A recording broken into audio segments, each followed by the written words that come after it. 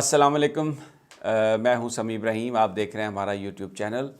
और आज 21 अक्टूबर है, बुधवार है और सन है 2020। कराची की जो सारी सिचुएशन ने कल पूरे पाकिस्तान को जकड़ लिया था और हर आदमी अपनी जगह पर सहम गया था। फिर उसके बाद army chief general Qamar Javed Bajwa ने बिलावल भुट्टो साहब से भी बात की और आईजी सिंध से भी बात की। मैं ये जो सारा वाक़या है इसकी आपको इनसाइड स्टोरी बताऊंगा, अब आगे क्या होने जा रहा है। और फिर ये सारा वाक़या जो मैंने मुख्तलिफ़ लोगों से जो गुफ्तगू की है, तो मैं जो मुझे इन्फॉर्मेशन मिली है वो मैं आपके साथ शेयर करूंगा, जिससे थोड़ा अंदाज़ा होगा। बज़ाहिर अभी जो सिचुएशन है फौरी तौर पर तो वो डिफ्यूज़ हो गई है।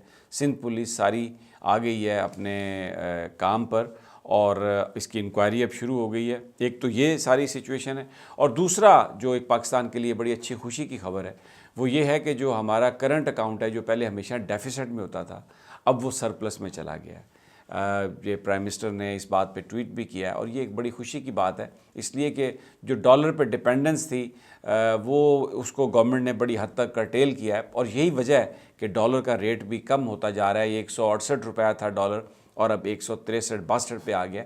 और अगर ये अगले 2 दिनों में फैटफ में से अगर पाकिस्तान ग्रे लिस्ट में निकल जाएगा, तो अगर निकलता है तो वो तकरीबन 20% जो है वो इसकी डॉलर की कीमत डिप्रिशिएट होगी और ये फिर उसी प्राइस पे चला जाएगा, जैसे 150 और 145 के दरमियान 145 रुपए के लगभग डॉलर की प्राइस हो जाएगी।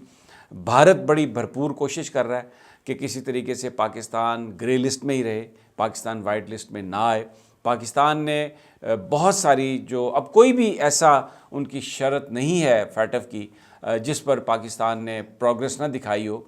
बहुत सारी जो उनकी जो रिक्वायरमेंट थी उसको तो पूरा कर दिया गया है एंटी मनी लॉन्ड्रिंग के हवाले से, और जो कम्बैटिंग टेरर फाइनेंस के हवाले से जो कवानीन थे और जो टेक्निकल चीज़ें थी वो सारी इम्प्लीमेंट कर दी हैं। थोड़ी थोड़ी उसमें अब इम्प्रूवमेंट होनी है जो वो कर रहे हैं।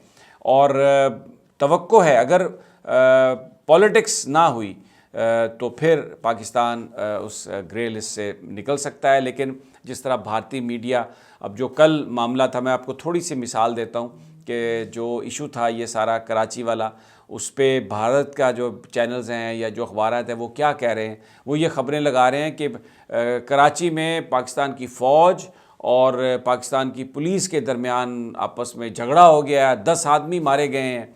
और एक ऐसी बेपर की यानी झूठ प्रोपेगेंडा जो है भारत ने इस मौके को भी नहीं जाने दिया और ये सारी सिचुएशन उन्होंने की है। तो ये एक अच्छी खबर है पाकिस्तान के लिए कि करंट अकाउंट जो है हमारा हम उसमें सरप्लस में है और अभी फोकस किया हुआ है पाकिस्तान ने कि किसी तरीके से वो ग्रे लिस्ट से निकल जाए। और पॉलिटिक्स अगर ना हुई तो पाकिस्तान वाइट लिस्ट में आ जाएगा और मैंने आपको बताया कि फिर डॉलर की प्राइस भी काबू में आ जाएगी। अब ज़रा जो कराची की सिचुएशन है उसके हवाले से मैंने कल भी आपको बताया था। अभी कल जब बिलावल भुट्टो से आर्मी चीफ़ की गुफ्तगू हुई तो फिर उसके बाद बिलावल भुट्टो आईजी हाउस गए। वहाँ पर तमाम जो पुलिस के दूसरे अफसरान थे वो भी मौजूद थे और फिर जो छुट्टी की दरख्वास्तें हैं वो वापस ली गई। और इसमें जनरल कमर जावेद बाजवा ने जो आईजी पुलिस हैं सिंध के मुश्ताक महर, उनसे भी गुफ्तगू की और उनको इस बात का यकीन दिलाया कि वो एक फ़ोर्स के सूबाई सरबराह हैं और किसी तरह भी ये मुमकिन ही नहीं हो सकता कि कोई उनकी कोई इंसल्ट करे या कोई कभी ये सोचे भी सही, इसलिए कि पुलिस तो फ़ौज के साथ खड़ा होकर पाकिस्तान की जंग लड़ रही है और कराची में बहुत पुलिस की कुर्बानियाँ हैं।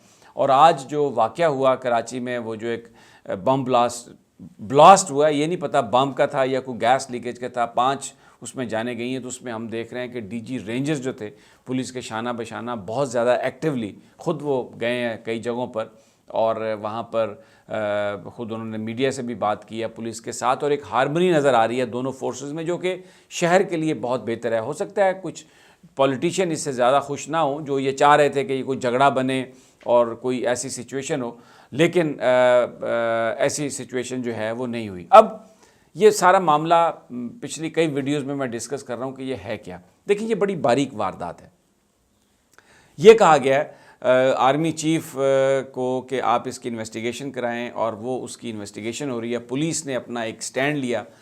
अब अगर आप रेंजर्स जो है बेसिकली उन पर ये इल्ज़ाम है, सेक्टर कमांडर पर इल्ज़ाम है, लेकिन उसमें बिलावल भुट्टो साहब अपनी गुफ्तगू में उन्होंने DGISI से भी कहा है कि वो भी इसकी इन्वेस्टिगेशन कराएं, तो कहीं ना कहीं वो ISI का लिंक भी जोड़ रहे हैं।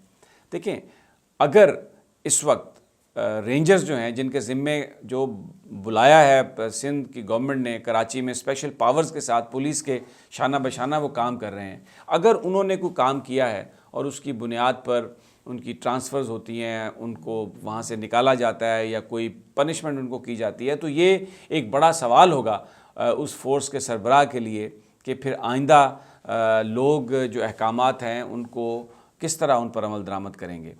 अब ये जो सारा वाक़या है, मैं पहले आपको उसकी थोड़ी सी तफसील बता देता हूँ कि जब ये कायद के मज़ार पर कैप्टन सफदर के ऊपर ये इल्ज़ाम लगा और ये जो सारा एक पॉलिटिकल वहाँ पर उन्होंने एक्टिविटी की, तो पुलिस से कहा गया कि वो आप इसका पर्चा दर्ज करें।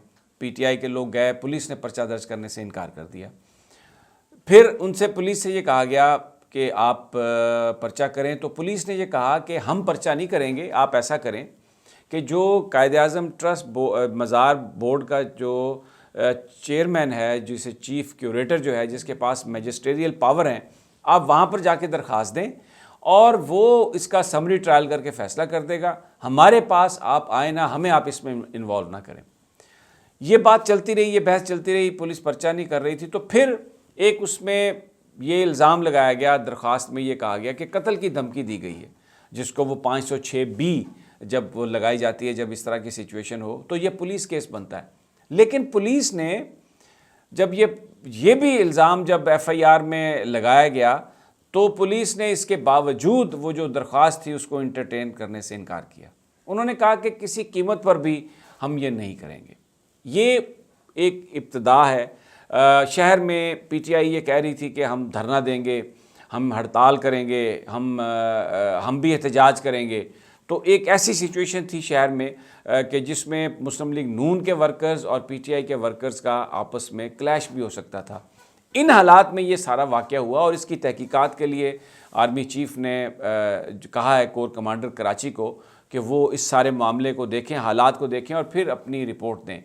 तो जो रेंजर्स जो हैं वो कराची में मौजूद हैं स्पेशल पावर्स के तहत, और सिंध पुलिस के साथ ये उनकी रिस्पॉन्सिबिलिटी है। शहर में वो पेट्रोल भी करते हैं, उनकी चेक पोस्ट भी हैं, वो लोगों की चेकिंग भी करते हैं, और लॉ एंड ऑर्डर की सिचुएशन हो तो वहाँ पर पहुँचकर वो कंट्रोल भी करते हैं।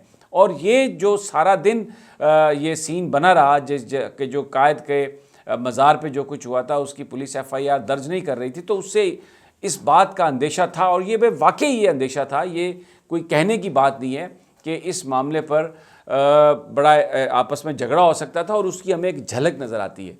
जब कैप्टन सफदर साहब को अदालत में पेश किया गया तो वहाँ पर जो उनके वकला थे और उनके हामी और मुखालिफ, उनकी आपस में जो नारेबाजी हुई है, वहाँ पर PTI के लोग भी थे। जजेस को उठकर जाना पड़ा, और जो जज साहब थे मैजिस्ट्रियल जो वो जज थे, वो अपने चैम्बर में जाके इसकी समाअत करते रहे क्योंकि बाहर लोग नारे लगा रहे थे।